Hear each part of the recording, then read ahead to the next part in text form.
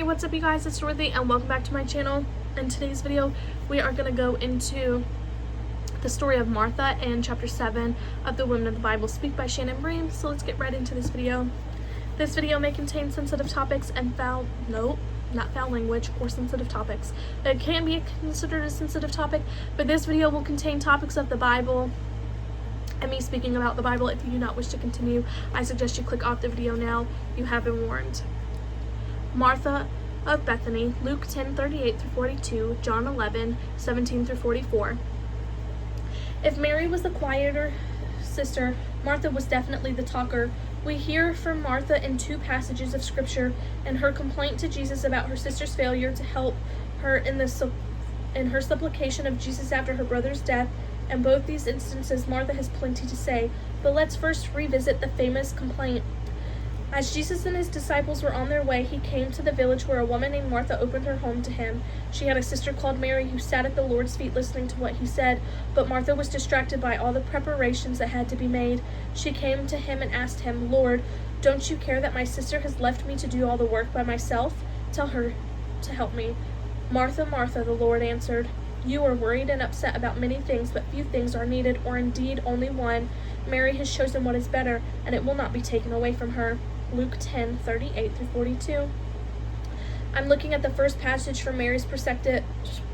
We talked about her actions and Jesus' response, but there are things about Martha's words here that can teach us plenty. Look at what she says to Jesus. "Lord, don't you care?" Can't you hear in her tone not only her irritation at her sister, but also her frustration that Jesus is doing nothing about it? After all, isn't Jesus supposed to care about fairness and justice? Isn't he the one preaching kindness and equity? And doesn't he see how Mary is leaving Martha to do all the heavy lifting? Nestled inside Martha's accusatory complaint of "don't you care" is the assumption that Jesus will side with her. I must confess, I've made these same complaints. In his wisdom and mercy, Jesus didn't tell her to be quiet or to go away. He didn't dismiss her by saying, "Why are you bringing your ridiculous little household disputes to me?" He did not tell her that he was a revered scholar with important things to do, and that as a woman she had no right to petition him anyway.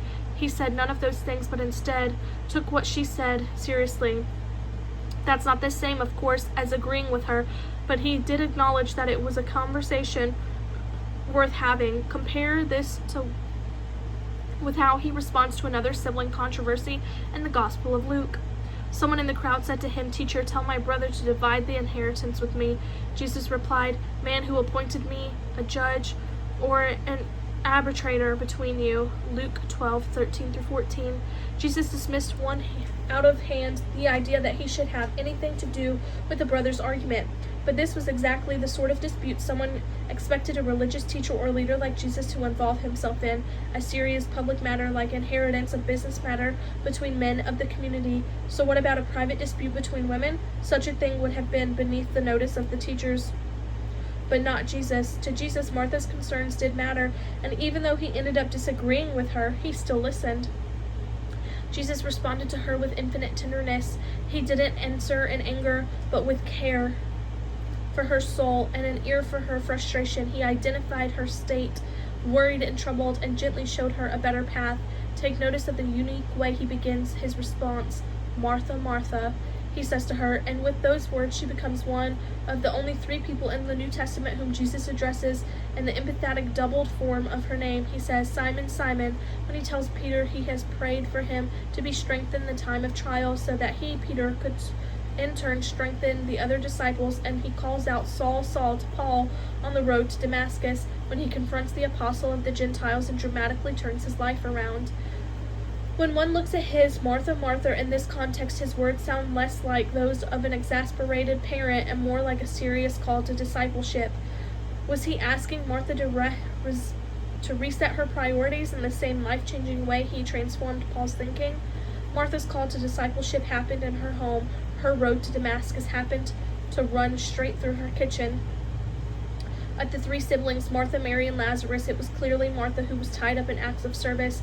It appears she ran the household and took the lead as a woman of action. For example, when she heard that Jesus had come to join the family in their grief, she got up immediately to go meet him. Mary waited, but not Martha. She seized the opportunity to speak with Jesus. Lord, Martha said to Jesus, if you had been here, my brother would not have died. But I know that even now God will give you whatever you ask. Jesus said to her, your brother will rise again. Martha answered, I know he will rise again in the resurrection at the last day. Jesus said to her, I am the resurrection and the life. The one who believes in me will live even though they die, and whoever lives by believing in me will never die. Do you believe this? Yes, Lord, she replied. I believe that you are the Messiah, the Son of God, who is to come into the world. John 11:21-27. This is the unreserved confession of faith. It echoes Simon Peter's confession when he says to Jesus, you are the Christ, the Son of the living God, Matthew 16:16. But here in John's Gospel, the words come out of Martha's mouth, out of the mouth of a woman who, as far as we know, has lived her whole life, her whole discipleship in her home and her quiet little village of Bethany, a woman who was not traveled all over Judea and Galilee with Jesus and his disciples, and who has not been witness, as Peter has, to the many miracles and healings and remarkable events of Jesus' ministry. Still, she knows enough of Jesus to know the truth. What's even more interesting is the conversation Martha had with Jesus that led to the sweeping profession. Martha was clearly a woman of intelligence and a sound theological reasoning. She began by acknowledging Jesus' power to heal. Lord, if you had been here, my brother would not have died. But while Mary had been content to leave it at that, Martha was not. She wasn't satisfied with simply making a statement about the past. Martha pressed forward into the future. Martha's next words are full of faith and confidence. But even now, I know that whatever you ask of God, God will give you.